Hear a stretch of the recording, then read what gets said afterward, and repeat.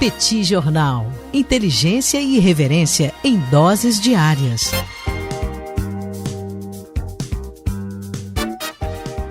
Olá, caríssimos ouvintes do Petit Jornal, caríssimos apoiadores do Petit Jornal. Estamos aqui para mais uma coluna de política internacional e adivinhem, hoje nós não falaremos de coronavírus, porque o assunto coronavírus vai ficar para amanhã, quando o Petit Jornal vai fazer, junto com o Clipping CACD, a sua primeira aula aberta e gratuita. Você encontra as informações em todas as nossas redes sociais, pode nos procurar pessoalmente também. Amanhã, terça-feira, dia 7 de abril, às 21 horas, você vai ter acesso a uma conversa entre eu e o professor Daniel Souza sobre as consequências econômicas e políticas do coronavírus. Só para deixar claro, nós não temos a intenção nessa aula de falar sobre a doença em si, de falar sobre número de mortos, ou quando a crise termina, a crise sanitária ao menos termina, mas sim quais são os impactos que uma crise desse tamanho traz para a economia e para a política, e portanto, na coluna de hoje, eu não vou falar sobre a crise em si. O meu objetivo vai ser tentar mostrar por que é tão grave o Brasil comprar uma briga com a segunda maior economia do mundo, que é a China. Antes de mais nada, um breve histórico. A República Popular da China, China comunista continental, existe desde a Revolução, que foi concretizada no ano de 1949. Durante décadas, o Brasil não manteve qualquer tipo de relação com a China comunista e mantinha relações oficiais diplomáticas com Taiwan. Até que o governo de Ernesto Geisel mudou essa postura e no ano de 1974 estabeleceu relações diplomáticas com a República Popular da China. Durante muito tempo, as relações foram bastante protocolares, sem qualquer tipo de densidade. Apenas na década de 1980, um ou outro resultado começaram a aparecer, como por exemplo no ano de 1988, quando o Brasil e China celebraram um acordo para a produção e administração conjunta de satélites, que aliás já levou ao lançamento de 6 satélites conjuntos no total, incluindo o último que foi lançado no ano de 2019, no finalzinho do ano passado. E foi, de fato, na década de 1990 que Brasil e China começam a estabelecer uma relação um pouco mais próxima, visto que a China entendia o Brasil, assim como a Índia, como estratégicos para a ascensão dos países periféricos ao longo do século XXI. O fim da Guerra Fria abria enormes oportunidades e Brasil, China e Índia estariam em ótimas condições para ocupar os espaços que seriam deixados a partir daquele momento, desde que agissem conjuntamente. O enorme crescimento chinês veio acompanhado de uma inserção internacional cada vez maior e tem como um dos seus marcos a entrada da China na Organização Mundial do Comércio, a OMC, no ano de 2001. A entrada na OMC garantiu à China acesso aos mercados do mundo inteiro e fez com que a China deixasse de ser aquele país fechado, protecionista, com uma economia extremamente planificada e mostrasse ao mundo a força do seu socialismo de mercado, se tornando o país que mais faz comércio no mundo, inclusive se tornando o maior parceiro comercial de uma boa parte dos países que temos por aí, como por exemplo Brasil e Estados Unidos. Com o passar do tempo, a China se tornou um lastro da inserção multilateral do Brasil. Onde quer que o Brasil buscasse uma inserção internacional, lá estava a China, junto com o Brasil, oferecendo muito peso para os argumentos brasileiros. Foi assim com a criação dos BRICS, foi assim nas negociações na própria Organização Mundial do Comércio, nas negociações ambientais, nas negociações dentro do G20 financeiro e em negociações junto ao Fundo Monetário Internacional. Sempre Brasil e China lado a lado demandando uma participação e uma importância maior para os países periféricos. E ao longo desse período todo, a China assumiu para o Brasil naturalmente uma posição indiscutível em termos comerciais. Para termos uma ideia, no ano passado, 2019, a China e o Brasil comercializaram 98 bilhões de dólares no total, somando tudo que o Brasil vendeu e tudo que o Brasil comprou da China. A título de comparação, O segundo país que mais fez comércio com o Brasil foram os Estados Unidos, com 59 bilhões de dólares no total.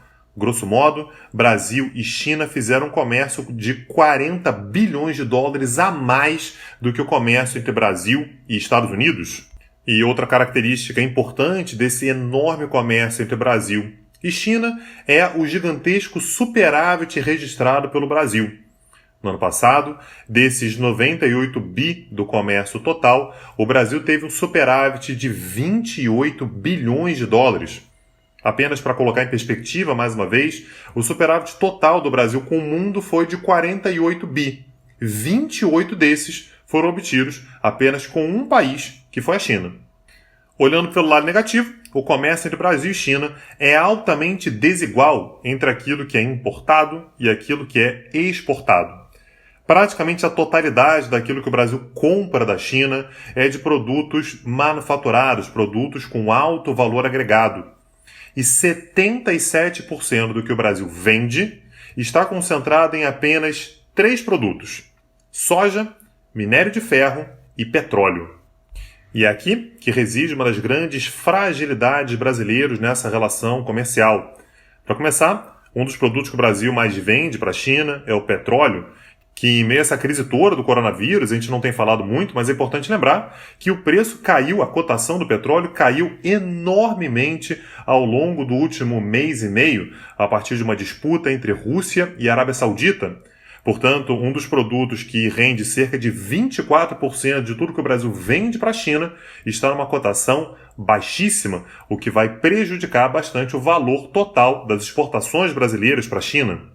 O produto que o Brasil mais vende para a China é a soja, respondendo por 32% do total das exportações do ano passado. E na tentativa de amenizar um pouco, ao menos, aquela guerra comercial entre Estados Unidos e China, a China aceitou comprar soja dos Estados Unidos, o que vai levar, muito provavelmente, a China a dividir um pouco as suas importações de soja entre produtores brasileiros e produtores dos Estados Unidos. Reparem que a decisão chinesa de comprar soja dos Estados Unidos é uma decisão, em parte, política.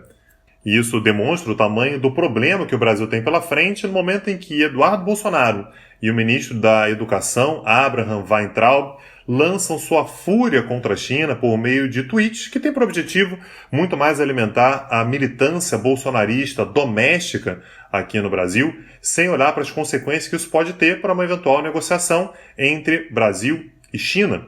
E, contextualizando, a China se demonstrava bastante disposta a negociar com o governo de Bolsonaro, muito embora tenha havido problemas ainda durante a campanha eleitoral, quando Bolsonaro disse que a China comprava o Brasil e não do Brasil. A China possui investimentos em estoque no Brasil, ou seja, investimentos que vieram para cá e permaneceram aqui no Brasil, cerca de 60 bilhões de dólares. Com uma comparação importante, os Estados Unidos, que investem no Brasil há muito mais tempo, possui um estoque aqui estimado em cerca de 71 bilhões de dólares. A China começou a investir outro dia, tem uma década no máximo que começou a investir no Brasil, e já tem cerca de 60 bilhões investidos. E num dos encontros que Bolsonaro teve com o presidente da China, Xi Jinping, recentemente, Xi Jinping se mostrou disposto a ajudar na construção de um fundo que poderia chegar a 100 bilhões de dólares para fazer investimentos em infraestrutura no Brasil, sobretudo com o enorme interesse que a China vem demonstrando em investir, por exemplo, em energia no Brasil. Naturalmente não seriam 100 bilhões vindos exclusivamente da China, mas com o nome China envolvido, fatalmente se conseguiriam outros investidores internacionais, podendo chegar, portanto, a até 100 bilhões de dólares para investimento no Brasil. No momento em que a economia dá demonstrações de que vai parar gravemente ao longo dos próximos anos, o Brasil não pode se dar ao luxo de desperdiçar não apenas um parceiro comercial dessa magnitude, mas também um país com um enorme apetite para o investimento. Se não quisermos nem entrar no fato de que a China já é uma potência, inclusive, política importante no mundo inteiro, os fatores econômicos e comerciais já seriam suficientes para dar uma demonstração clara de que os atritos criados entre pessoas ligadas ao presidente Bolsonaro e a segunda maior economia do mundo já são motivo suficiente para dor de cabeça. Com a crise que se avizinha, brigar com aquele que está disposto a trazer dinheiro para cá não parece mesmo uma boa ideia. Mas você pode trazer o seu dinheiro para o Petit Jornal ajudando a gente com a quantia que você quiser, acessando o nosso site www.petitjornal.com.br, o que nos ajuda enormemente a manter o nosso projeto de pé. Meu nome é Tanguy Bagdadi e eu falo para o Petit Jornal. Petit Jornal. Inteligência e irreverência em doses diárias. Agora, o Petit Jornal está na web www.petitjornal.com.br.